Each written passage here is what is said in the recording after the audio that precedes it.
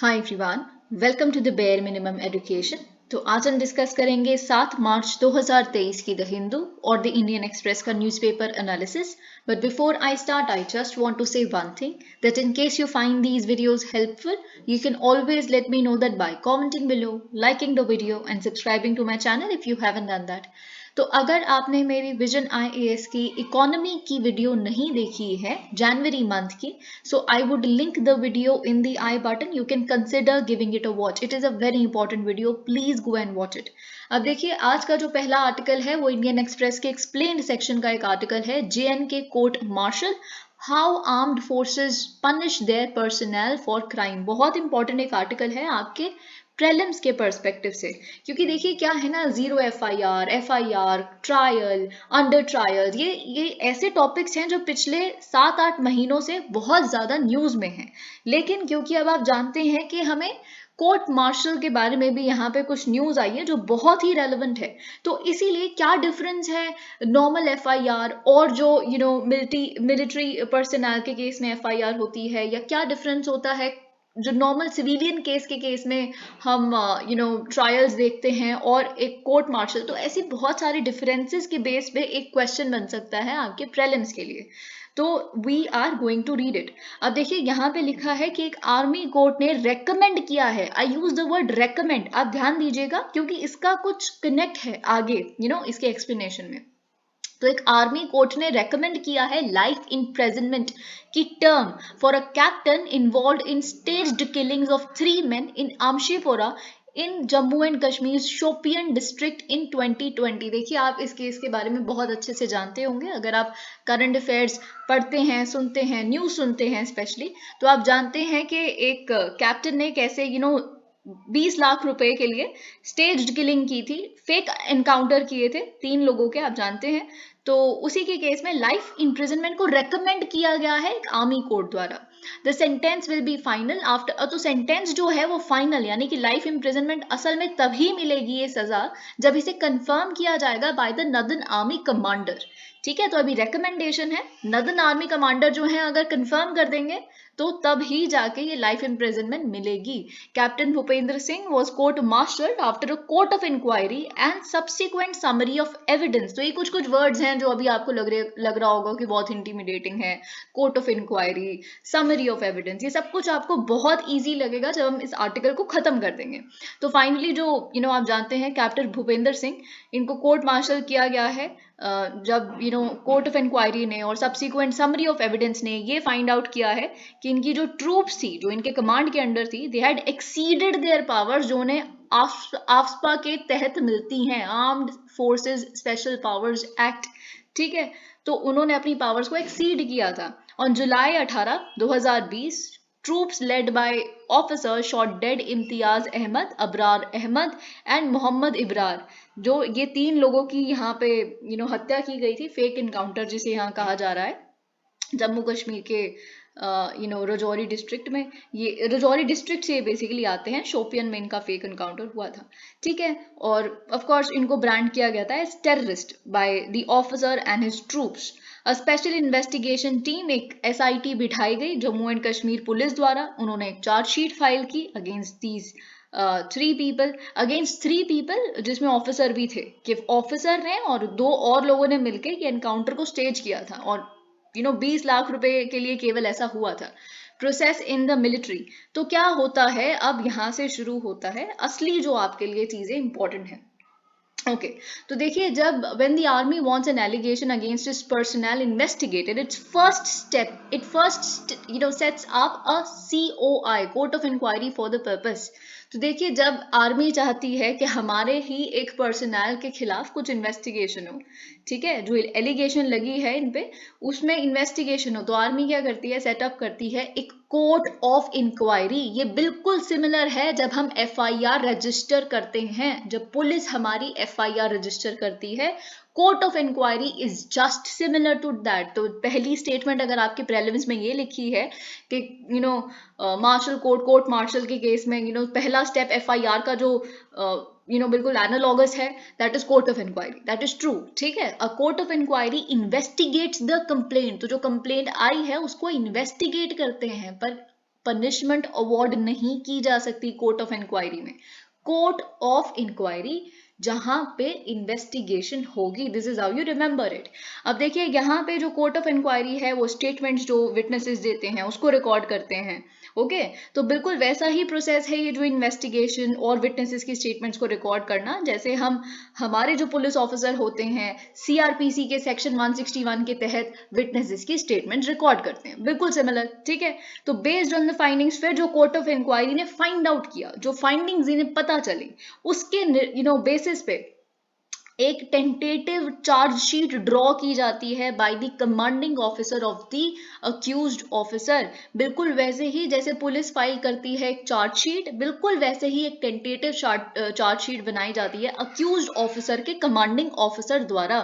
अब देखिए यहाँ तक आई थिंक आपको समझ आ गया। फिर इसके बाद क्या होता है, इसके बाद जो हियरिंग ऑफ चार्जेस है that actually takes place, which is actually like जो इनिशियली समन किया जाता है अक्यूज्ड को मैजिस्ट्रेट द्वारा।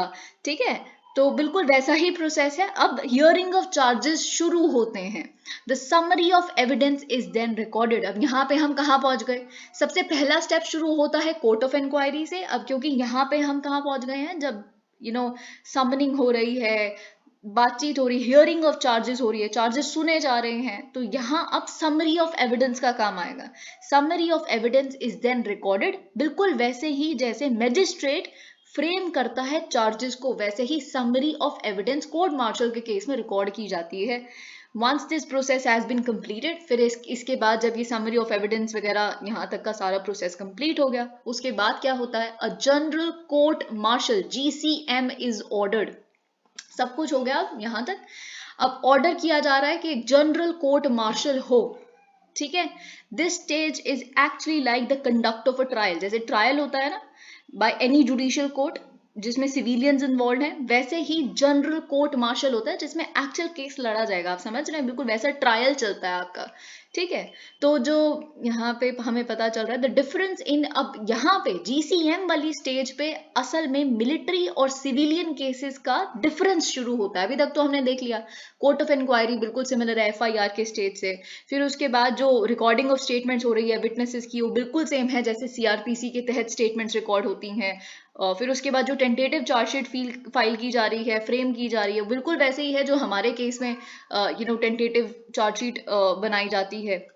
उसके बाद जो अक्यूज को बुलाया जाता है थोड़े बहुत कामों के लिए मैजिस्ट्रेट द्वारा एंड ऑल ऑफ दैट, वैसे ही इधर तक भी हुआ। लेकिन अब फाइनली डिफरेंस का समय आ जाता है, अभी तक सब कुछ सिमिलर था ऑलमोस्ट। ठीक है, तो यहाँ क्या होता है, why in a magisterial court the magistrate announces a sentence when the trials are over, the GCM announces this in the form of recommendations।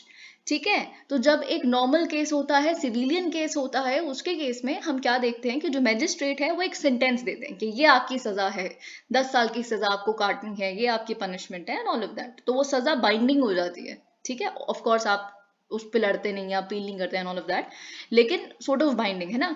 तो GCM है उसमें, लेकिन क्या होता है जो यहाँ कोर्ट मार्शल से रेकमेंडेशंस निकलती है, जो मैंने आपको शुरुआत में ही कहा था, रेकमेंड वाला जो वर्ड है उस पर एम्फेसिस दिया था, वो इसीलिए क्योंकि यहाँ पे रेकमेंडेशंस आती हैं जो फाइनली दोबारा भेजी जाती हैं कमांड को। ठीक है, कि वो लीगल वेटिंग करें। वेटिंग का मतलब क्या होता है, क्रूशल एग्जामिनेशन करें हर चीज का।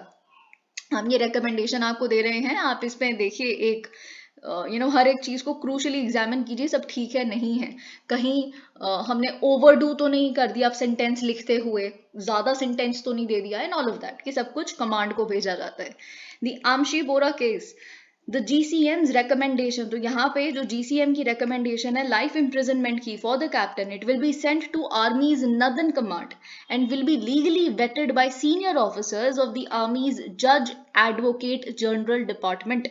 Okay, the officers will advice, तो फिर जो ऑफिसर्स हैं यहाँ पे जैग डिपार्टमेंट में, वो देखेंगे कहीं लीगल इन्फर्मिटीज तो नहीं हुई है ट्रायल सेंटेंस में, है ना, तो कोई डिसप्रोपोर्शनेट तो नहीं है, क्राइम छोटा है बहुत बड़ी सजा मिल गई है, क्राइम बड़ा है बहुत कम सजा मिल गई है। ठीक है, और मोस्ट प्रोबेबली क्या होता है, रेमिशन के बारे में सोचा जाता है कि क्या सेंटेंस को कम किया जा सकता है, क्या पॉसिबल है रेमिशन करना, वो इस स्टेज पे देखा जाता है।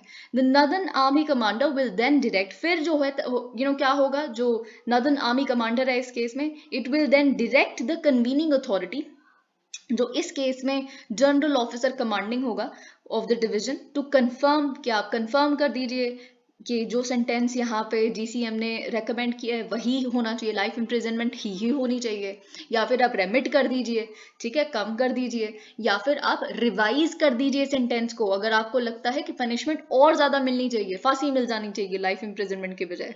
आई होप यू अंडरस्टैंड। तो ये तीनों ऑप्शंस हैं आपके पास, या तो आप कंफर्म कर दीजिए एज इट इज जो आया है उस पर कंफर्म कर दीजिए, या तो रेमिट कर दीजिए, रिवाइज कर दीजिए, या यानी कि इनहेंस, ठीक है, as per the rules army commander. अब देखिए क्या है ना, इस केस में आर्मी कमांडर को कोई परमिशन की जरूरत नहीं होती।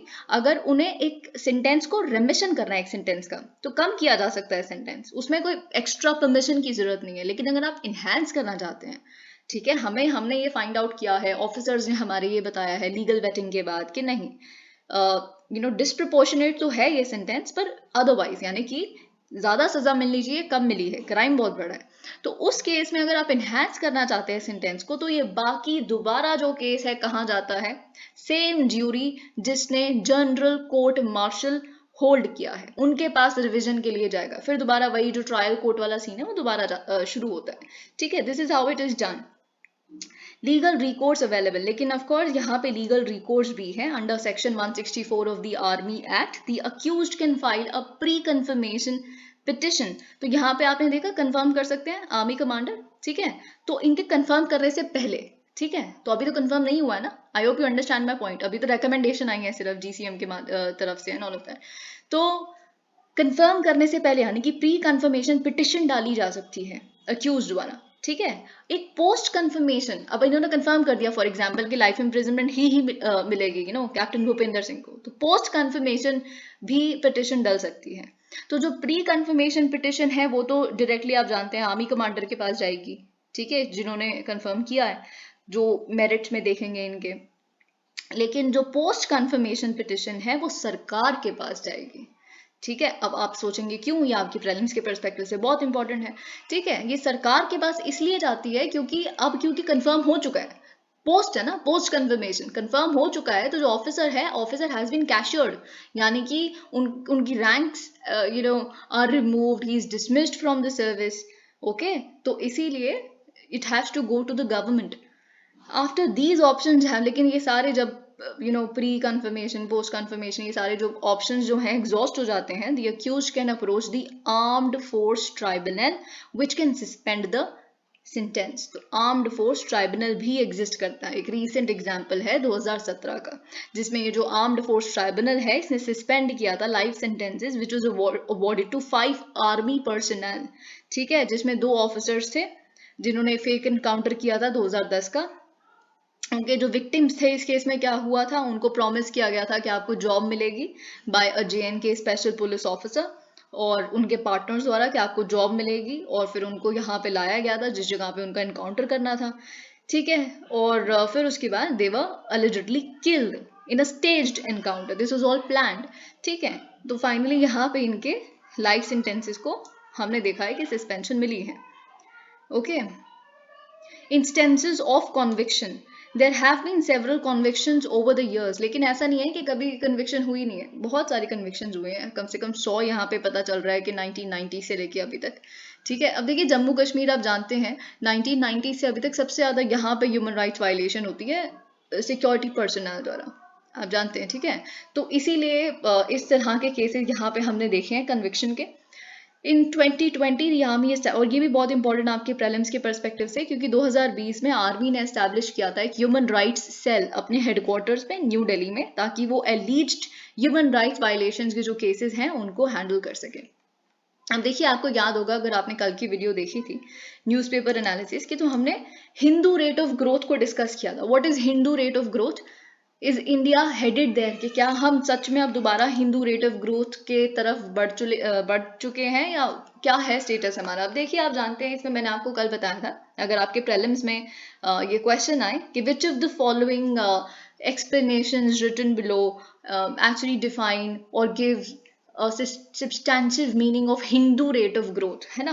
तो उसमें एक स्टेटमेंट आएगी slow rate of growth, 2 rubbish बना देंगे बिल्कुल, और एक स्टेटमेंट होगी कि slow rate of growth along with slow rate of GDP per capita growth, जो एक्चुअल में फुल मीनिंग देता है हिंदू रेट ऑफ ग्रोथ का, जब इसको कॉइन किया गया था इस टर्म को। तो ये आप अपने ध्यान में रखिएगा, ठीक है। अब यहाँ पे मेंस के लिए, क्योंकि हिंदू रेट ऑफ ग्रोथ की बात की गई ना, ये मेरा आपको सिंसियर सजेशन है कि आप क्या कीजिए, जब से हम इंडिपेंडेंट हुए हैं, आप अपने स्टैटिक में पढ़ते हैं आई अज्यूम, है ना, तो उसमें इंडिपेंडेंस से लेके, क्योंकि हम इंडिपेंडेंस के समय कहाँ छोड़ के गए थे, जो हमारे मास्टर्स थे सो कॉल्ड, तो हमारी क्या स्थिति थी उस समय, कितना हम ग्रो कर रहे थे, और फिर उसके बाद यानी कि 1900 से 1946 तक हमने कितना एवरेज ग्रो किया। फिर उसके बाद आप कंपेयर कीजिए, जैसे नेहरूवियन एरा, फिर उसके बाद का एरा, और फिर 1991, पोस्ट 1991, तो अभी क्या रिसेंट सिनेरियो। तो ऐसे 4-5 फेजेस आपके बन जाएंगे, आपका आंसर कंप्लीट हो जाएगा। ओके, तो ये आप पढ़ के जाएंगे, तो यहाँ पे बहुत सारा डेटा इंफॉर्मेशन हमें मिलेगी। आप चाहे तो इसको नोट डाउन कर सकते हैं, चाहे तो केवल सुन सकते हैं, क्योंकि आप वैसे भी पढ़ते ही हैं अपने आई होप कि शायद आपकी ये इकोनॉमी का जो सेक्शन आएगा, विजन आई में, उसमें भी कवर होगा ही। Former RBI governor Raghuram Rajan has been quoted as saying, तो जैसे आप जानते हैं former RBI governor Raghuram Rajan ji ने रिसेंटली कहा है कि आई एम वेरी कंसर्न कि क्या पता शायद जो इंडिया है it is dangerously close to the Hindu rate of growth. Okay, अब क्यों उन्होंने कंसर्न व्यक्त किया है, क्योंकि उन्होंने कहा है कि देखिए हमें सिक्वेंशियल स्लो डाउन देखने के लिए मिल रहा है क्वार्टरली ग्रोथ में। सीक्वेंशियल इन द सेंस कि वैसे तो हम ईयर ऑन ईयर ग्रोथ देखते हैं, पर अगर हम देखें कि क्वार्टर जुलाई टू सितंबर जो था वो उसमें 6.3 ग्रोथ थी। फिर उसके बाद यानी कि एनएसओ का जो डेटा अभी रिलीज किया गया है पिछले महीने, हम उसको देख रहे हैं, और फिर उसके बाद जो उसके बाद वाला फिस्कल था, ठीक है, तो उसमें अक्टूबर टू दिसंबर वाला जो फिस्कल था उसमें हमने कितनी देखी, 4.4 के करीब %। तो हम क्या देख रहे हैं, ये पिछले काफी क्वार्टर से हम सीक्वेंशियल स्लो डाउन देख रहे हैं। The data in question pertained to India's GDP growth, आप जानते हैं 4.4%, जैसे कि मैंने आपको बताया। Okay, data since the beginning of, अब देखिए जो अगर हम 2016-17 फाइनेंशियल ईयर के शुरुआती समय से अभी तक देखें कि हमने स्टेडी डेसेलरेशन देखी है इंडिया के क्वार्टरली जीडीपी ग्रोथ रेट्स में। Okay, what is the Hindu rate of growth? The expression Hindu rate of growth was first used in 1982, जैसा मैंने आपको बताया था 1982 में पहली बार इस शब्द का यूज किया गया था। It was coined by professor Rajkrishna, ठीक है, जो दिल्ली स्कूल ऑफ इकोनॉमिक्स पे पढ़ाया करते थे, ठीक है। ही served on the planning commission and also 7th finance commission. तो ये आपको पता होना चाहिए, may be they and up asking, although it's not very probable, पर हो सकता है। अब देखिए उन्होंने ये कॉइन किया था फ्रेज को during his post emergency stint. तो देखिए आप जानते हैं 1982 से कुछ समय पहले ही 1977 तक के अराउंड आपने देखा था इमरजेंसी का टाइम था, ठीक है। तो अब आप जानते हैं कि इमरजेंसी में सोशलिस्टिक एंड इसका जो लिंक है, ताल्लुकात है, ये देखिए पहले मैं आपको बताती हूँ हिंदू रेट ऑफ ग्रोथ होता है। अगर आपने कल की वीडियो नहीं देखी तो मैं ब्रीफली आपको बता देती हूँ। तो उस समय ना बहुत सारे इकोनॉमिस्ट द्वारा बोला जाता था कि ये क्या है, इसका लिंक हिंदुइज्म से है। हिंदुइज्म से क्या है इसका लिंक, कि हम फेटलिज्म में बिलीव करते हैं कि भगवान ने बस इतना ही हमारे लिए निर्धारित किया हुआ है, इससे ज्यादा हम ग्रो ही नहीं कर सकते। There is no potential, there is no scope only. Okay, maximum 3.5%, 4%, यही है बस हमारा अपर मार्क, यही कैप है, इससे ज्यादा हम ग्रो कर ही नहीं सकते। यही भारत की डेस्टिनी है, और this comes from Hinduism as the economist of the then period would say. Okay, तो ऐसा बोला जाता था, लेकिन और यही हिंदू रेट ऑफ ग्रोथ बोला गया था, ठीक है। लेकिन फिर उसके बाद क्या हुआ, जब 1991 और उससे भी थोड़े समय पहले हमने देखा कि इंडिया की इकोनॉमी बहुत ज्यादा ग्रो करने लग पड़ी, 8.5 तक भी गई है, बहुत ज्यादा ग्रो किया इंडिया की जीडीपी। तो उससे हमें पता चला कि दिक्कत हिंदू रेट ऑफ ग्रोथ थी ही नहीं, फेटलिज्म की दिक्कत थी ही नहीं, ऐसा कुछ भी नहीं था। दिक्कत सोशलिस्टिक, ओवर सोशलिस्टिक पॉलिसीज थी, ऐसा इकोनॉमिस्ट कहते हैं, ठीक है।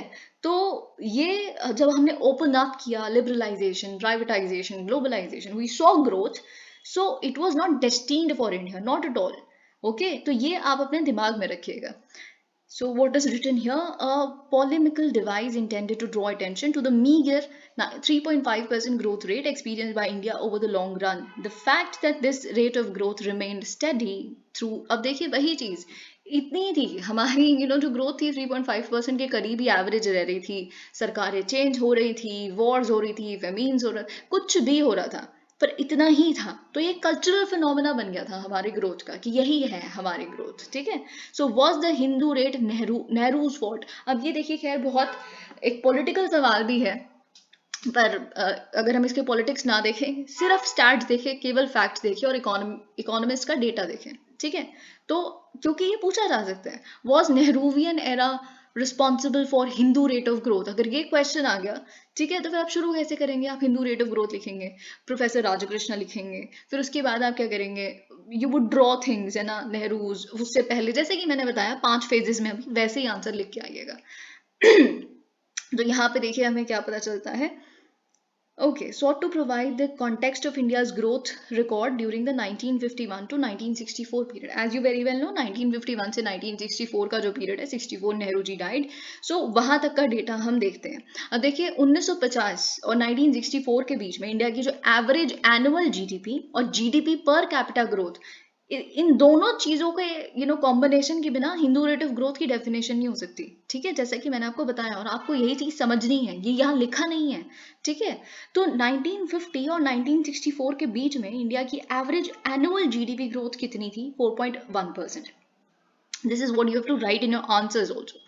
Between 1950 to 1964, India's average annual GDP growth 4.1%, India's average GDP per capita growth 1.9%। ठीक है, अब इससे पहले आप क्या लिख चुके हैं कि 1900 से 1946 के बीच में हमारी एनुअल जीडीपी ग्रोथ थी 0.9% और हमारी annual GDP per capita growth थी 0.1%। ठीक है, तो आपने यहाँ पे देख लिया कि हमने राइज किया। अगर मैं आपको ब्रीफली बता दूं कि राइज हमने क्यों किया था, एग्रीकल्चर ने ड्राइव किया था हमारे जीडीपी हाइक को, पेंट अप डिमांड ने किया था। ये शब्द आप काफी सुन रहे हैं, right? Pent up demand, economic survey में भी हमने इसको काफी बार देखा। तो क्योंकि क्या था ना, हम बॉयकॉट कर रहे थे, boycott this that, essential services भी बॉयकॉट की हुई थी हमने, ब्रिटिश गुड्स की, या फिर ब्रिटिश गुड्स एंड सर्विसेज जो भी था। तो डिमांड थी, पर क्योंकि उसका बहिष्कार करना था तो कर रहे थे। तो फिर डिमांड अचानक से, फिर जब हम आज़ाद हुए, वो डिमांड बाहर आई, और फिर क्योंकि पॉपुलेशन भारत की और कंजम्पशन लेड हम इकोनॉमी है मोस्ट प्रोबेबली, है ना, मोस्टली, तो फिर इसीलिए हम एज अ होल ग्रो किए, ये आप जानते हैं, ठीक है। तो ये वही चीज आप डेटा लिखेंगे, इंडिया ग्रोथ रेट, और ये काफी ज्यादा एक फीट है कि जो हमारी उस समय ग्रोथ रेट थी नेहरूवियन एरा की, it was higher than China same period के लिए, 50 to 64 के लिए वो ग्रो कर रहे थे 2.9%, और हम कितना ग्रो कर रहे थे? 4.1%। ओके, लेकिन हाँ, of course we were lower than South Korea, वो 6.1% ग्रो कर रहे थे, हम 4.1% ग्रो कर रहे थे, ठीक है। तो ये आप कंपेयर करके भी लिख सकते हैं। Lament over India, of course, तो देखिए यहाँ पे वही इकोनॉमिस्ट ने बताया हुआ है और इंडियन एक्सप्रेस भी यही बता रही है कि जो प्रोफेसर राजकृष्णा है वो ऐसा नहीं है कि 4.4% और या फिर 4.1% जो अभी हमने नेहरूवियन एरा के समय पे देखी, वो इससे नहीं है खफा, उनको इस चीज से कोई दिक्कत नहीं है, बल्कि वो पर कैपिटा वाली जो चीज है ना, उससे खुश नहीं है कि पर कैपिटा क्योंकि बढ़ जाती है ना। ओके, बिटवीन 1900 एंड, ओके, तो वही चीज लिखी है कि 1900 और 1946 के बीच में इंडिया की पॉपुलेशन ग्रो हुई थी 0.8% से एनुअली, लेकिन नेहरूवियन एरा के समय पे हम ग्रो किए थे 2% पॉपुलेशन ग्रोथ, 2%। तो मतलब जितना आ रहा था पॉपुलेशन, क्योंकि इतनी ग्रो कर रही थी, वो बढ़ रही थी, तो पर कैपिटा जो जीडीपी ग्रोथ थी वो इतनी नहीं थी, and we were sort of not very happy with that. When did India outgrow the Hindu rate? लेकिन हमने तो उसको आउटग्रो किया हिंदू रेट को, जैसा कि मैंने बताया, हम तो 8% तक भी ग्रो किए हुए हैं। तो ऐसा कब हुआ और कैसे हुआ? ठीक है, the structural reforms began by PV Narasimha Rao and Manmohan Singh is seen as a milestone. LPG आप इसे लिखिए, न्यू इंडस्ट्रियल पॉलिसी, जो भी आप जिस तरह से लिखना चाहते हैं, ओके, बट डेटा सजेस्ट। लेकिन ये चीज मैं आपको बता दूं, आपने क्या लिखा? पहला फेज 1900 से 1946, फिर उसके बाद क्या लिखा आपने? नेहरूवियन एरा लिखा, 1952 say 64, and then you would of course write about उसके बाद इंदिरा गांधी का एरा आता है, लेकिन स्पेसिफिकली 1980s का लिखिएगा उसके बाद आप, ठीक है। तो क्या हुआ था, जो हमारी इकोनॉमी ग्रो करना शुरू हो गई थी, as I read, अभी I will tell you कि कैसे, और कुछ examples भी दूंगी मैं, but data suggests that the country had started to grow faster than the Hindu rate of 3.5% long before the crisis and reforms of 1991। हम 1991 से ही पहले ग्रो करना शुरू हो गए थे बहुत ज़्यादा, हम हिंदू रेट को क्रॉस कर चुके थे। क्यों? क्योंकि हमने बहुत सारे स्ट्रक्चरल रिफॉर्म्स किए थे। जब आपका स्ट्रक्चर सुधरता है ना, so you grow. Okay, with in system economic policy reforms हमने देखने शुरू कर दिए थे। जैसे कि अगर हम यहाँ देखें, India's average annual GDP growth rate between 1956 and 1975 was 3.4%, almost exactly the Hindu rate of growth. But between 1981 and 1991, it averaged 5.8%, which was great. अगर हम हिंदू रेट से कंपेयर करें तो हम 1981 से 1991 में फिर आप सोचते ये भी सोचेंगे कि ठीक है, मैंने बोला कि अब देखिए यहाँ पे 1981 में आपको याद होगा, अगर मैं आपको एग्जांपल दूं, मारुति उद्योग लिमिटेड, हमने कहीं ना कहीं लिबरलाइजेशन शुरू कर दी थी इंदिरा गांधी और राजीव गांधी के एरा में। जी हाँ, ठीक है। तो मारुति उद्योग लिमिटेड कैसे बना था? भारत सरकार और सुजुकी जापानीज कंपनी आई थी 1981 में, तो ये उसका सबसे बड़ा एग्जाम्पल है। और भी ऑफ कोर्स बहुत सारे लिबरलाइजेशन और ग्लोबलाइजेशन के आपको एग्जाम्पल्स मिल जाएंगे, but this is the most prominent one जो आप याद रख सकते हैं, लिख भी सकते हैं। ठीक है, तो फिर आप सोचते होंगे फिर 1991 में हमारा बीओपी क्राइसिस कैसे आ गया? अगर हम इतना ही अच्छा ग्रो कर रहे थे तो 1991 में आईएमएफ के पास क्यों जाना पड़ा हमें? क्योंकि ऐसा है कि हमें ग्रो करने के लिए हमने डेट लिया था अपना स्ट्रक्चर इंप्रूव करने के लिए, बहुत सारी इस तरह की चीज़ों के लिए। अब उससे हम ग्रो तो कर रहे थे। अब 1991 के समय क्या हुआ कि हमारा वो शॉर्ट टर्म डेट बहुत हमें रीपे करना था, वो दिक्कत आ गई। खैर ये भी इतनी बड़ी दिक्कत नहीं थी, पर हमारा जो बेसिकली इम्पोर्ट कवर था वो बहुत कम हो गया। और वो क्यों? क्योंकि एक ये फैक्टर, जैसे कि मैंने बताया, हमने डेट लिया हुआ था, उसको रीपे करना था, पेमेंट ऑब्लिगेशंस, ये इंटरनल रीजन हो गया। लेकिन एक्सटर्नल रीजन था गल्फ वॉर। अगर वो ना होती तो हमारा शायद बीओपी क्राइसिस नहीं अराइज होता। ठीक है, तो इसीलिए हमारा जो 1991 का बीओपी क्राइसिस हमने सफर किया।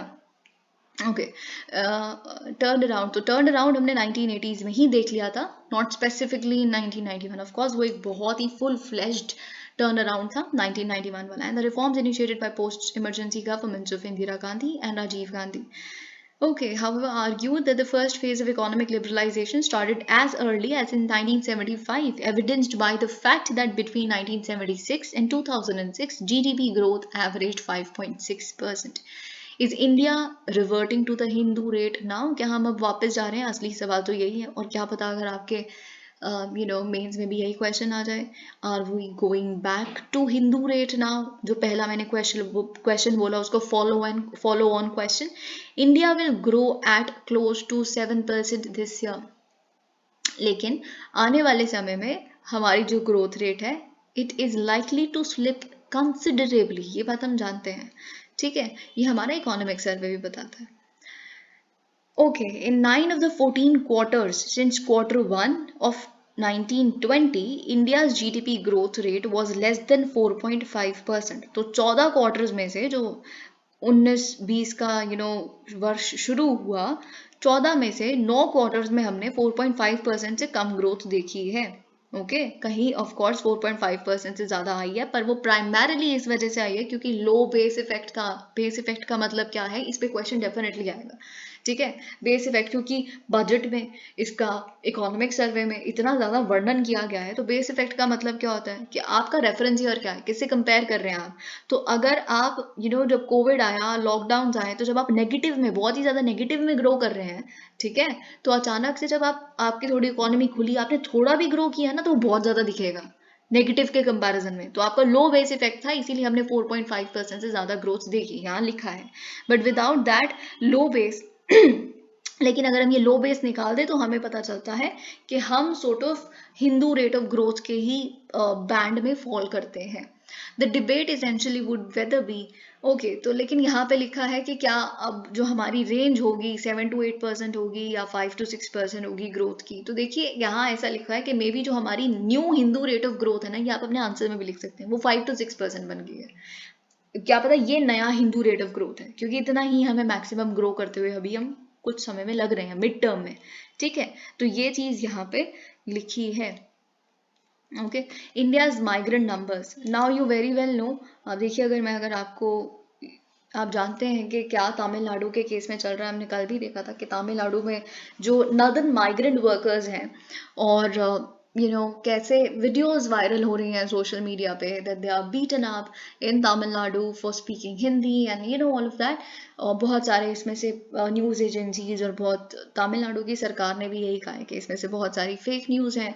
कहीं वीडियोस जो है वो नाइजीरिया की है और वो यहाँ की दिखाई जा रही है, ऑल ऑफ दैट। ठीक है, तो ये चीज़ हमने देख ली है। पर आपके लिए जो एग्जाम पर्सपेक्टिव से इम्पोर्टेंट है वो है माइग्रेंट डेटा, माइग्रेंट स्टेटस, और आपको उनके लिए क्या क्या फिर अब अगर देखिए क्वेश्चन आ गया, what are the reasons for reverse migration.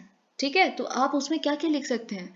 आप रिसेंटली जो पैंडेमिक के समय में हुआ, ठीक है, वो लिख सकते हैं। देखिए सबसे बड़ा रीजन रिवर्स माइग्रेशन का ये है कि माइग्रेशन होता है कि जहाँ उसके, ऑफ कोर्स अगर मैं बिल्कुल बेसिक्स में जाऊँ तो माइग्रेशन के कुछ पुश फैक्टर्स होते हैं, कुछ पुल फैक्टर्स होते हैं। जहाँ आप जा रहे हो उसके कुछ पुल फैक्टर्स हैं, कुछ अट्रैक्टिव है उसमें, may be good job opportunities. Push factor जहाँ से आप जा रहे हो, पुश क्योंकि वहाँ पे मे बी वो जॉब अपॉर्चुनिटीज नहीं है। ठीक है, तो ये माइग्रेशन होता है। रिवर्स माइग्रेशन क्या है, सबसे बड़ा अगर इसके हम ग्राउंड पे देखें, जो हमने पैंडेमिक के भी समय में देखा और अभी भी देखा है ना, तमिलनाडु के केस में वो ये है कि जब हमें सोशल सिक्योरिटी का बेसिकली हमें विश्वास नहीं होता कि जहाँ पे हम हैं वहाँ की सरकार हमारी सोशल सिक्योरिटी के बारे में केयर भी करती है।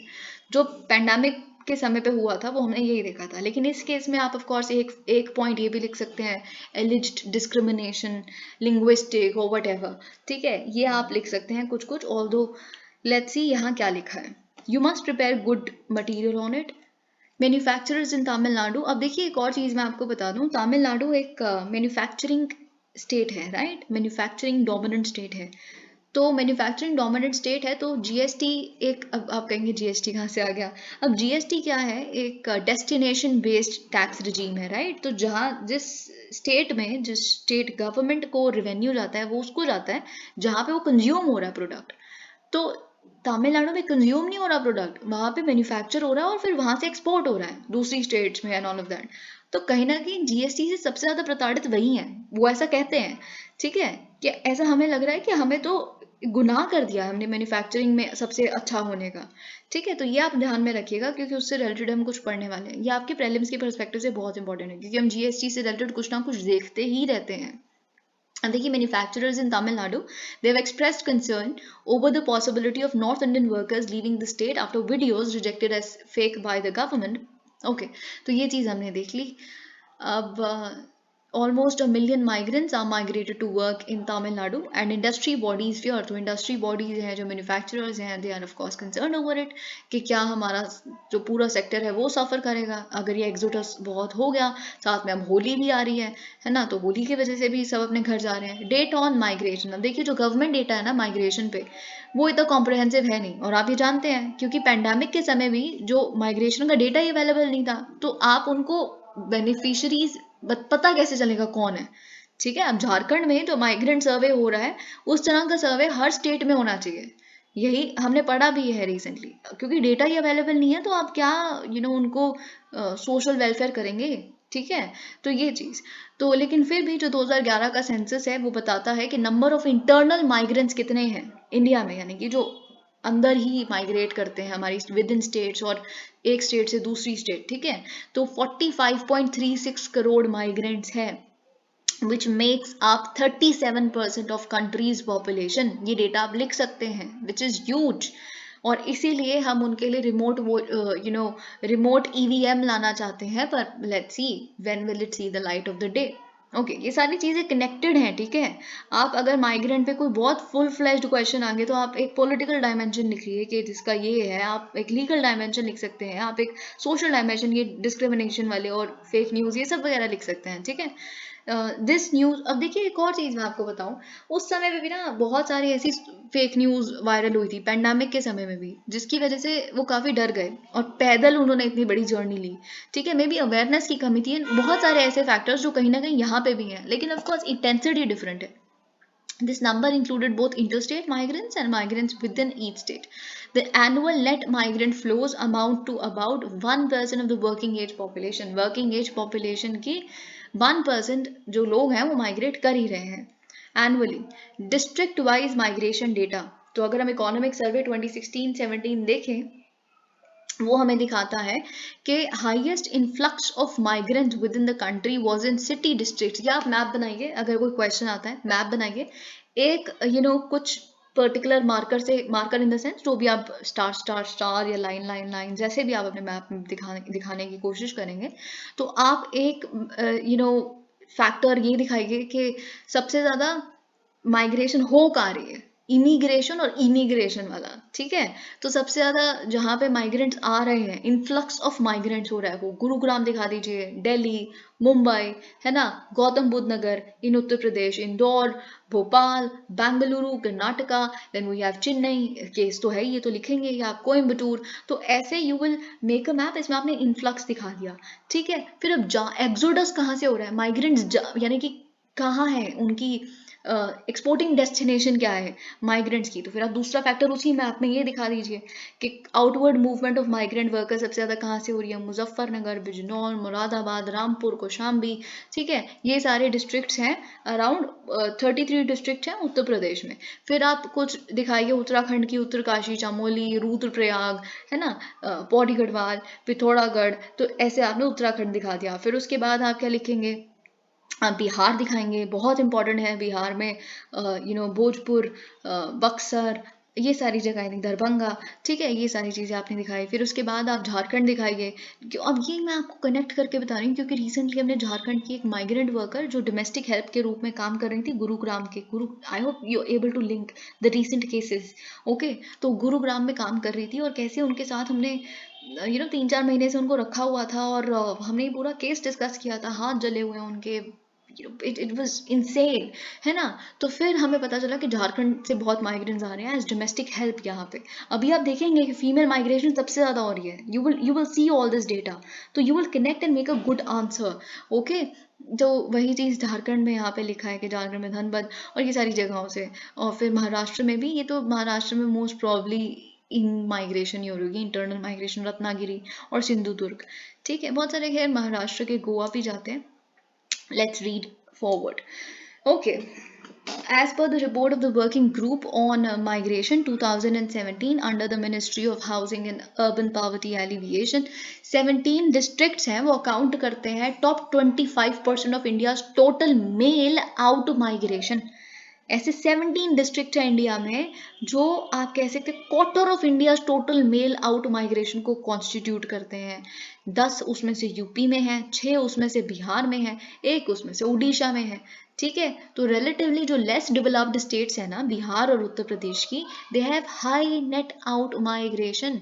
नेट मतलब इमिग्रेशन और आउट माइग्रेशन का नेट निकाल दिया अगर हमने। ठीक है, तो रिलेटिवली मोर डेवलप्ड स्टेट्स जो हैं जो माइग्रेशन लेती हैं उसमें नेट इमिग्रेशन बहुत हो रहा है, जैसे गोवा, दिल्ली, महाराष्ट्र, गुजरात, तमिलनाडु, केरला, कर्नाटका। ठीक है, आपके लिए प्रीलिम्स के परस्पेक्टिव से बहुत इंपॉर्टेंट, लार्जेस्ट रिसिपिएंट कौन है इमिग्रेशन का, दिल्ली, सबसे ज़्यादा माइग्रेंट्स दिल्ली में आ रहे हैं, which accounted for more than half of the migration in 2015-16। This is huge, more than 50%। Okay, Uttar Pradesh और बिहार जो है taken together for half of total out migration. तो ये डेटा आपके प्रीलिम्स में पूछा जा सकता है।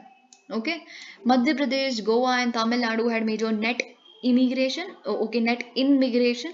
ठीक है, तो इन माइग्रेशन सबसे ज़्यादा इसमें भी नेट ही है, महाराष्ट्र में, गोवा में, तमिलनाडु में, लेकिन झारखंड, मध्य प्रदेश में भी we have out migration. Okay, economic survey 2016-17 का बताता है मोर रीसेंट नंबर्स। अब हम रीसेंट नंबर्स पे आ जाते हैं, 2020-21 के डेटा पे आ जाते हैं। Migration in India 2020-2021।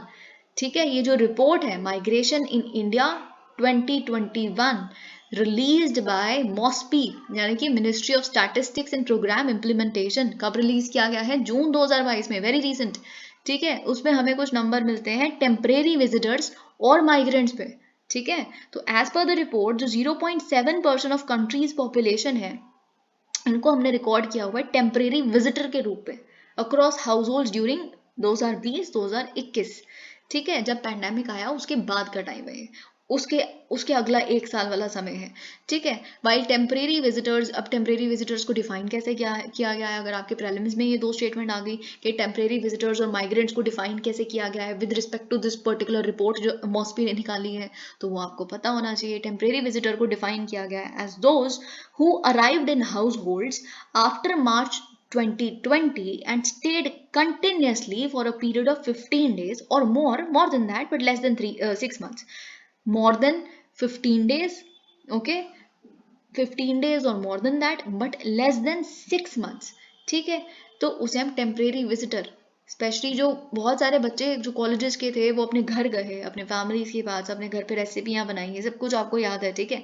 माइग्रेंट्स क्या होता है, लेकिन माइग्रेंट्स वो है जिनका last usual place of residence जो था पास्ट में वो अब डिफरेंट है, जहाँ की अब उनसे रिकॉर्ड कर रहे हैं ना डेटा, उससे प्रेजेंट प्लेस ऑफ एन्यूमरेशन से, उन्हें हम माइग्रेंट्स कहते हैं. Over 84% of these 0.7% temporary visitors moved places for reasons linked to the pandemic, ranging from loss of job, closure of unit, lack of employment opportunities, migration of earning member, close of education institutions, health related reasons, meeting family, relatives and friends. ये तो आप assume कर सकते हैं, even if say you have not read it, but you can safely assume a total 48.9% of temporary visitors moved to meet family or relatives or friends. ठीक है, तो around 50% तो टेम्परेरी विजिटर्स वही हैं जो फैमिली, रिलेटिव्स, फ्रेंड से मिलने गए हैं 2020 से 21 के बीच में. 15.7% हैं जो हेल्थ रिलेटेड रीजंस के लिए गए. 12.2% है जो लॉस ऑफ जॉब की वजह से. सबसे कम, आपको लगेगा सबसे ज़्यादा इसकी वजह से गए हैं, बिल्कुल गलत. सबसे ज़्यादा अपने दोस्तों और घर वालों से मिलने गए थे. ये तो this goes without saying, right? The all India migration rate was 28.9% for July 2020 to 2021. तो माइग्रेशन वाला भी तो हमें रेट पता होना चाहिए, ठीक है.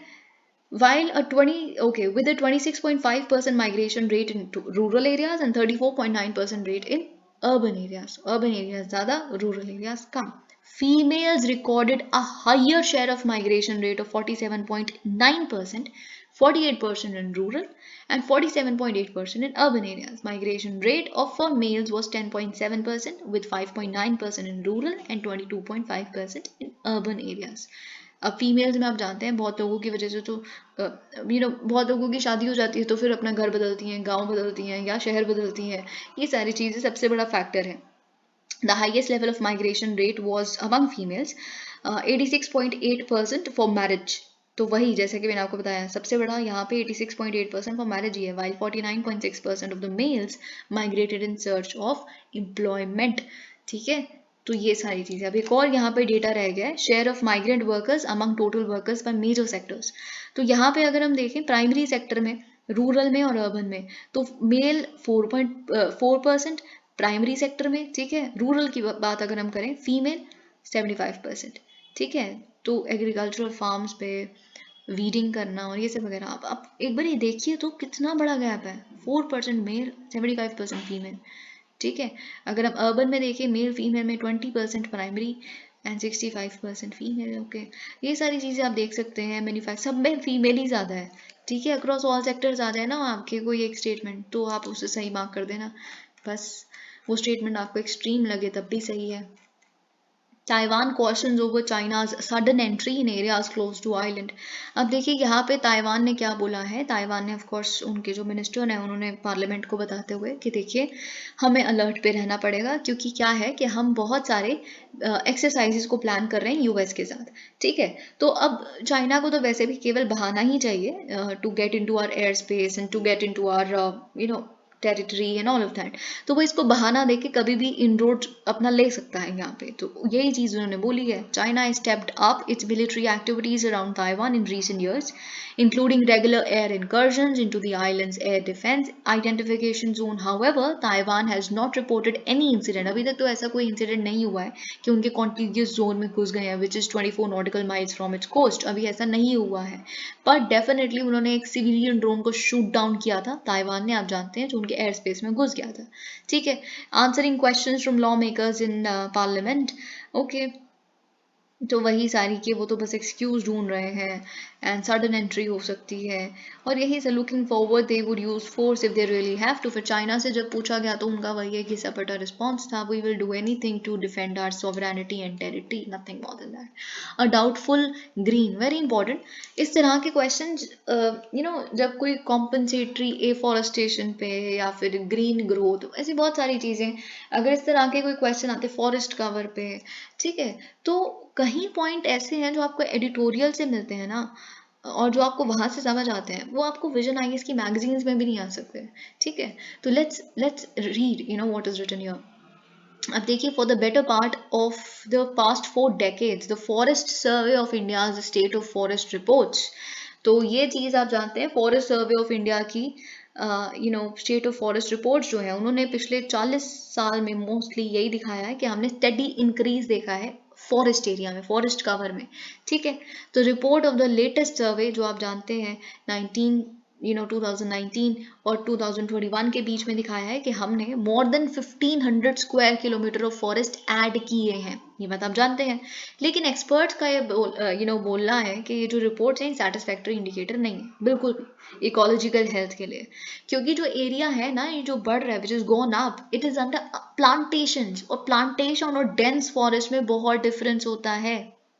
We have consistently lost good forests in the past 3 decades. पिछले 30 सालों में जब हमें दिख रहा है कि forest cover is gone up, actually the plantations are going up, not the dense forest. We're losing them. We've been consistently losing them. Okay. अब क्या हुआ है ये हम कैसे कह सकते हैं, क्योंकि इन्वेस्टिगेशन हुई है इसी न्यूज़पेपर इंडियन एक्सप्रेस के द्वारा in association with the international consortium of investigative journalist, ठीक है। इन्होंने रिवील किया है कि जो बंगलोज ऑफ मिनिस्टर्स हैं, सीनियर ऑफिसर्स हैं, रिजर्व बैंक ऑफ इंडिया की जो बिल्डिंग है, एम्स के बहुत सारे कैंपस का कुछ कुछ पार्ट, आईआईटी दिल्ली का बहुत सारा पार्ट है ना, they are classified as forests in official maps. तो ये हमें दिखाता है कि कितने ग्रे एरियाज हैं that could actually prevent the country's afforestation programme from achieving its potential. Okay, forest restoration is critical to India's climate goals, that we very well know, क्योंकि हमने कमिट किया हुआ है कि हम एडिशनल कार्बन सिंक ऐड करेंगे 2.5 billion to 3 billion tons of carbon dioxide equivalent by increasing its forest cover, क्योंकि forest cover ही कार्बन सिंक की तरह ऐड कर बेसिकली एक्ट करता है। दिस वुड रिक्वायर, तो अगर हमें सच में ये करना है तो हमें कम से कम 25 million hectares of forest cover increase करना पड़ेगा in the next 7 years, right? Plantations grow fast, we very well know, इतनी जल्दी हम forest cover add इसीलिए कर रहे हैं क्योंकि plantations grow very fast and on paper they can help attain carbon targets more quickly. हमारे climate के जो targets हैं वो plantation करके बहुत जल्दी अचीव कर सकते हैं, पर ये जो ट्रीज हैं इन ग्रीन पैचेस में ये बहुत जल्दी काट भी दिए जाते हैं बहुत फ्रीक्वेंटली, और साथ ही में जो प्लांटेशंस हैं वो मोस्टली मोनोकल्चर होते हैं, आप जानते हैं ये बात, तो मोनोकल्चरल प्लांटेशंस होती हैं एक ही तरह की species and all of that. तो ये बायोडाइवर्स इकोसिस्टम्स, पूरा फॉरेस्ट जहाँ पे बहुत तरह की स्पीशीज हैं, you get my point right, उसका कोई सब्स्टिट्यूट नहीं है, and they're more susceptible to fires, pests, epidemics, and often act as a barrier to natural forest regeneration. पिछले 10 साल में more than 1600 square kilometer of forest land has been cleared for infrastructure or industrial project, which is nearly a third. Okay, nearly a third of this has been diverted in the past. Okay, तो देखिए क्या है कि पिछले 10 साल में 1600 square kilometre of forest land clear किया गया है, और पिछले बेसिकली आप कह सकते हैं पिछले 3 साल में इसका 1/3 तो फाइनली जो जिस इंफ्रास्ट्रक्चर प्रोजेक्ट के लिए इसको डाइवर्ट किया गया था, मतलब सैंक्शन किया गया था, वहाँ इंफ्रास्ट्रक्चर वो बनने भी शुरू हो गए या बन गए हैं, ठीक है। But the government has also fit, लेकिन government being government has done something about it. Okay, आप जानते हैं तो 2016 में क्या हुआ, ऐसे इंडियन एक्सप्रेस कहती है और आप भी जानते हैं कि हमने क्या देखा कि जो डेवलपर्स हैं इंफ्रास्ट्रक्चर या जो भी आप प्रोजेक्ट बना रहे हैं, तो जो आप लॉस ऑफ फॉरेस्ट करते हैं उस प्रोजेक्ट को बनाने के लिए, डेवलपमेंटल प्रोजेक्ट्स को बनाने के लिए, देखिए डेवलपमेंट भी ज़रूरी है ही, खैर इसमें तो कुछ नहीं है, पर उसके लिए क्या करिए आप जो फॉरेस्ट वहाँ पे आपका लॉस हो रहा है उतना, या कहीं जगहों पे तो इनफैक्ट उसका डबल करवाते हैं, ठीक है, तो उतना आप दोबारा फॉरेस्ट ग्रो कर दीजिए, plantation, tree plantation and all of that. तो ये बेसिकली, और हमने साथ में क्या देखा है, compensatory afforestation programme cap. Okay, लेकिन इन्वेस्टिगेशन ये बताती है कि बहुत सारा जो फंड है, जो एफॉरेस्टेशन फंड में आप जानते हैं, ठीक है, वो अभी भी अनयूज्ड पड़ा हुआ है, उसका कोई यूज हुआ ही नहीं है किसी, आप समझ रहे हैं राइट, जो फंड बेसिकली फॉरेस्ट कवर को बढ़ाने के लिए, ऑफसेट करने के लिए दिया गया था, उसको यूज किया ही नहीं गया है। तो ये एक फैक्टर है, अनयूज्ड फंड आप लिख सकते हैं। ठीक है, funds are however just one. और साथ ही में कैप की एक प्रॉब्लम में से एक है, ये तो बहुत सारी प्रॉब्लम्स में से एक है, सॉरी, है ना, कैप की ये फंड वाली चीज। तो programmes plantation centred approach means that compensatory afforestation takes place in discontinuous patches। Patchy area में इधर उधर प्लांटेशन हो रही है ताकि हम ऑफसेट कर दे, उतने ट्रीज उगा दिए, दैट्स इट। तो ये सबसे बड़ी प्रॉब्लम है कि हमारा जो अप्रोच है वो प्लांटेशन सेंटर्ड है कैप में। ठीक है, the new green tracks are far cry from the dense forest that जिसको आप रिप्लेस कर रहे हैं ना, आप वो तो ग्रो कर ही नहीं रहे ना उसके बदले। The government's reluctance to reveal the granular data of the country's forest cover means that such anomalies rarely come to light. The key takeaway of the investigation is that the government needs to be more transparent in the way it maps the country's forest. तो हमें क्यों, इनका है कहना, हमें ये बात क्यों नहीं पता चलती कि प्लांटेशन के थ्रू कितनी ग्रोथ आई है और actual forest cover, dense forest cover कितना लॉस हुआ है, कितना ग्रो किया है। Why are we not getting transparent data? Okay, तो ये चीज आप लिख सकते हैं। इनफैक्ट ये आप एक सजेशन भी लिख सकते हैं, transparency in the mapping technology और mapping methodology and all of that. South Korea pushes to end disputes with Japan over war time forced labour. तो अब देखिए, आप जानते हैं जापान और साउथ कोरिया दोनों ही यूएस के क्लोजेस्ट अलाइज हैं, ये पता बहुत अच्छे से जानते हैं। लेकिन जापान और साउथ कोरिया के बीच में एक हिस्टोरिकल एनमिटी भी थी। ठीक है, अभी तो enmity working on improving there ties and they have sort of been on this path for quite a long time now। पर इनके बीच में आप जानते हैं, जापान का जो आप इंपीरियलिज्म पढ़ते हैं, ठीक है, जब आप अपनी वर्ल्ड हिस्ट्री पढ़ते हैं तो आप ये सब कुछ पढ़ते हैं कि कैसे कोरिया और आसपास वाले रीजन को उन्होंने बेसिकली कोलोनाइज किया था। तो यही इससे रिलेटेड बेसिकली यहाँ पे कुछ न्यूज़ है। South Korea pushes to end disputes with Japan over war time forced labour. तो देखिए यहाँ पे जैसे लिखा है कि 1910 से 45 के बीच में जब कोलोनियल रूल था कोरियन पेनिनसुला का, यानी कि जापान वाज रूलिंग देम, तो इस समय में क्या हुआ था, उन्होंने फोर्स्ड लेबर, बहुत सारे कोरियन लोगों को अपनी बहुत सारी कंपनीज में, जैसे मित्सुबिशी है ना, इन तरह की कंपनीज में फोर्स्ड लेबर करने के लिए धकेला था बहुत सारे लोगों को। ठीक है, तो ऑफ कोर्स उसमें से अभी क्या है कि 15 लोगों ने, अभी तो वो सर्वाइविंग नहीं है, उन 15 में से 3 ही लोग सर्वाइव कर रहे हैं अभी, बाकी उनकी फैमिलीज हैं उन 15 लोगों की जिन्होंने केस डाला था कि हमें बेसिकली रेपरेशन चाहिए, हमें कॉम्पनसेशन चाहिए। और कॉम्पनसेशन भी वही नहीं, हमें अपॉलॉजी चाहिए पूरी फुल फ्लेश टोक्यो से, जापान से, कि जो उन्होंने किया वो इंसेन था, ह्यूमन राइट्स वायलेशन का केस था। We want an apology on their part. तो अभी तक वो तो नहीं हुआ है खैर, पर अभी और इससे पहले तक सारी सक्सेसिव गवर्नमेंट्स ने कोरिया की यही कोशिश की है कि जापान की जो कंपनीज हैं जैसे मित्सुबिशी वगैरह, उनसे पैसा लिया जाए और कॉम्पनसेट किया जाए विक्टिम्स को जिन्होंने ये सूट फाइल किया हुआ था। और 2018 में भी जो कोरिया की सुप्रीम कोर्ट था, 2018 की मैं बात कर रही हूँ, उन्होंने भी यही अपना जजमेंट दिया था कि जापान की कंपनीज कॉम्पनसेशन देंगी इन 15 फैमिलीज को। ओके, लेकिन उन्होंने मना कर दिया था। और फाइनली अब क्या हुआ है कि साउथ कोरिया के जो प्रेसिडेंट हैं उन्होंने कहा है कि हम साउथ कोरिया ही अब पैसा देगा, कॉम्पनसेट करेगा विक्टिम्स को, और हम उन कंपनीज से पैसा लेंगे डोनेशन के रूप में जिन कंपनीज ने एक ट्रीटी जापान और जो साउथ कोरिया के बीच में साइन हुई थी उससे बेनिफिट किया था।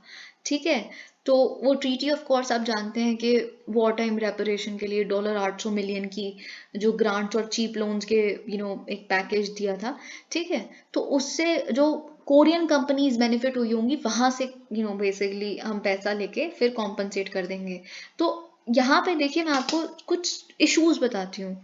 यहाँ पे क्या है ना, अब जो 15 फैमिलीज हैं और उसमें से 3 लोग तो अलाइव हैं, उसमें से एक वुमन है, आई थिंक 2 वुमन है उसमें से, and you will see them protest कर रहे हैं वो एम्बेसी के बाहर, जापान की एम्बेसी के बाहर, और बहुत कुछ इस तरह का वहाँ पे क्रिएट हो गया सिनेरियो। तो वो क्या कह रहे हैं कि this is actually like begging. Okay, ये हमारा हक है, हम भीख नहीं मांग रहे, ये जो कॉम्पनसेशन चाहिए। ठीक है, और साथ में अब ये आपके GS4 के परस्पेक्टिव से बहुत इंपॉर्टेंट है। यहाँ पे आप, हमें कॉम्पनसेशन से क्या मतलब है, हम इतने सालों से भी तो कमा ही रहे हैं ना। बात है अकाउंटेबल होल्ड करने की। आपकी कॉम्पनसेशन तो ठीक है, जो थोड़े बहुत पैसे आप दे देंगे वो क्या हो जाएगा उससे, ठीक है एक बारी को हम हमारा कुछ भला भी हो जाएगा, लेकिन वो अकाउंटेबिलिटी, जिसने गलत किया उसको तो नहीं अकाउंटेबल होल्ड कर पाए ना आप, तो वो हमें चाहिए, you know, hold them accountable. Let's read यहाँ पे अगर कुछ रह गया है। साउथ कोरिया अनाउंस, तो साउथ कोरिया ने ये जो अनाउंस किया है, उन्होंने कहा ये विशियस साइकिल जो है इसको कभी तो एंड करना ही है। कभी तो हमारी एशियन पावर्स के बीच में ये जो एनमिटी है, ये इतने सालों से जो सॉर्ट ऑफ चीज़ चली आ रही है वो ख़त्म हो, है ना। क्यों? क्योंकि हमारा एक फोकस होना चाहिए जो हमारा नॉर्थ कोरिया है उसके ऊपर।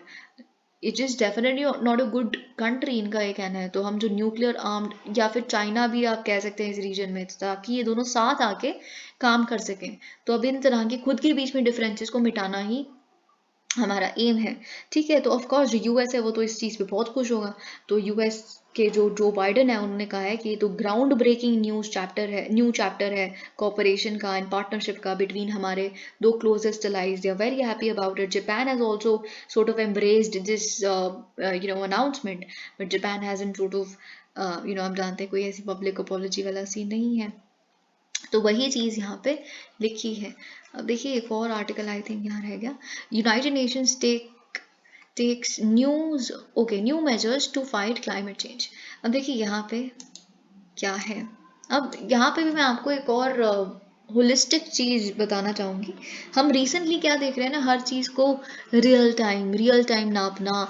अगर से दिल्ली में भी अगर हमने यहाँ पे एक मेजर देखा था कि रियल टाइम एयर पोल्यूशन को अकाउंट करना एंड ऑल ऑफ दैट, तो real time measurement this that, है ना। तो हर चीज़ में technology, so technology has become the new oil, right. कैसे lives have been made convenient, although with technology of course a lot of bad things also come. Fake news is one such example. But ये आपको बहुत सारी, specially जो आप climate change में देखते हैं उसकी फाइट में जो टेक्नोलॉजी हेल्प करता है, वो of course it's commendable. The United Nations world meteorological organisation has come up with a new global greenhouse gas monitoring infrastructure. तो यूनाइटेड नेशंस का जो WMO है, उन्होंने फाइनली इस पे, आप जानते हैं नेगोशिएशंस चल रही थी, global greenhouse gas monitoring infrastructure उसको सेटअप करने के लिए डिसाइड किया है। तो इसमें क्या होगा, better ways of measuring planet warming pollution and help inform policy choices. जब हमें पता होगा कि क्या सोर्सेज हैं, क्या रियल टाइम हमें चीज़ें पता होंगी कि सरफेस लेवल पे या फिर स्पेस बेस्ड इंफॉर्मेशन जब हमें इंटीग्रेट करेंगे, तो हम इन्फॉर्म्ड पॉलिसी चॉइसेस, हम इन्फॉर्म्ड पॉलिसीज बना सकेंगे, ठीक है। तो ये सारी चीज़ें यहाँ लिखी हैं। And seek to clarify uncertainties about where greenhouse gases, okay, and आप कहाँ जाके रुकती हैं स्पेस में ग्रीन हाउस गैस एमिशन, ये सारे डेटा हमें पता चलेगा। It should result in much faster and sharper data on how the planet's atmosphere is changing. The three major, आप जानते हैं 3 major greenhouse gases, carbon dioxide, methane, nitrous oxide. इसमें से अगर हम CO2 देखें, it accounts for around 66% of the warming effect on the climate, ठीक है। तो ये आपके प्रीलिम्स के परस्पेक्टिव से बहुत इंपॉर्टेंट है। साथ ही में the increase in CO2 levels from 2021 to 2020 to 2021 was higher than average growth rate over the past decade, okay। लेकिन मिथेन ने it saw the biggest year on year jump, okay. तो methane के बारे में recently हमने एक बहुत important Indian Express के एक्सप्लेन्ड सेक्शन में भी आर्टिकल देखा था। It was actually very very important. जैसे कि मैं आपको बता रही थी, railways ties up with ISRO for train tracking. ये भी कुछ नया नहीं है, पर आपने ऑफ कोर्स पढ़ा ही होगा। इंडियन रेलवेज और इसरो ने साथ मिलके of course harnessing the power of data analytics. जैसे कि अभी जस्ट मैंने आपको कहा कि इंटीग्रेटेड ट्रांसपोर्टेशन के लिए हमें बेसिकली डेटा चाहिए, data technology, they are the new oil, okay. तो उन्होंने एक प्रोजेक्ट को कमेंस किया है which will now enable real time tracking of train movements. क्या स्पीड है, कंटिन्यूसली स्पीड कितनी चल रही है, destination, arrival, everything with the assistance of satellite imagery under real time train information system project, ठीक है। तो ये आप ऑफ कोर्स लिख सकते हैं। Centre gives nod for states to authenticate Aadhaar for prisoners, okay. अब देखिए इसका भी हम जो जब ऐसी सजेशंस चल रही थी हम पढ़ चुके थे, पर अब आपके प्रीलिम्स के पर्सपेक्टिव से बहुत इंपॉर्टेंट है, क्योंकि आधार अपने में ही बहुत इंपॉर्टेंट टॉपिक है आपके लिए। तो यूनियन होम मिनिस्ट्री ने मंडे को नोटिफाई किया है कि जो प्रिजन अथॉरिटीज हैं, स्टेट्स स्टेट्स के अंडर आती है ना, स्टेट सब्जेक्ट है प्रिजन, तो जो स्टेट लेवल की प्रिजन अथॉरिटीज हैं, you are allowed to conduct authentication of prison inmates through Aadhaar. Okay, क्योंकि ताकि जो कैदी हैं, जो इनमेट्स हैं, उनको भी जो बेनिफिट्स हैं, वेलफेयर मेजर्स हैं, लीगल एड है, ये सारी चीज़ें आधार की ऑथेंटिकेशन ऑफ कोर्स इसमें काम आएगी। So we allow you to do that. The ministry said the exercise was voluntary, लेकिन ऑफ कोर्स क्योंकि ये जैसे कि मैंने आपको बताया स्टेट सब्जेक्ट है, तो ये एक्सरसाइज वॉलंटरी ही होगी। जिस स्टेट गवर्नमेंट ने करना है करे, नहीं करना नहीं करे, पर हम अलाउ कर रहे हैं। पर अगर आप इसको अपनाते हैं, अडॉप्ट करते हैं, तो सेंट्रल गवर्नमेंट की कुछ यहाँ पे गाइडलाइंस है, वो बस आपको फॉलो करनी पड़ेगी। वहाँ अडॉप्ट करते ही वो बाइंडिंग हो जाता है आपके ऊपर। तो ये चीज़ आप अपने प्रीलिम्स के पर्सपेक्टिव से याद रखिएगा।